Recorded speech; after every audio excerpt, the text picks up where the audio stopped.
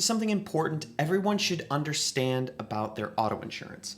Let's say you're going to be traveling for a while, maybe you're going to be biking to work because you're moving really close to work, whatever the reason, if you're no longer going to have a car and you're like, okay, well then I don't need car insurance, you have to understand that every auto insurance company is freaked out by that. And the next time that you get insurance, because of that gap in time, they're gonna charge you more. Now, let me explain why that is. Insurance is all about seeing data through history.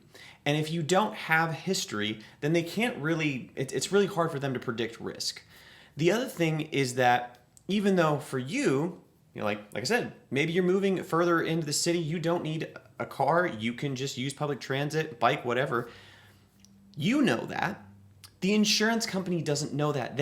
All they know is that there is a gap in time. And nowadays for personal insurance, there's not an individual underwriter that's underwriting your car. It's largely done by algorithms.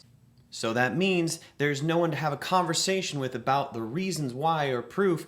It's just, there's a gap. That means computer is going to do this to your price.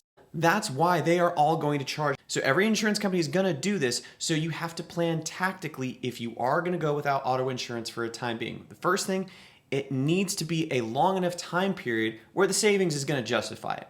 You know, if it's going to be a year or more that you're not going to be using a car, yeah, then it kind of makes sense to go without and prepare yourself for when you get car insurance again, that it's going to be expensive. If this is only a couple of months, you might want to consider doing something like maybe just getting a broad form personal auto liability policy, and it's really just for your own liability if you jump into a car that you have to drive in the meantime. But the other thing it does is it makes sure that you have concurrent insurance throughout the whole time, so that way you're not getting smacked by that gap. Because how long of a gap is it really going to matter? Honestly, once you get about over a week, it starts to matter more and more and more.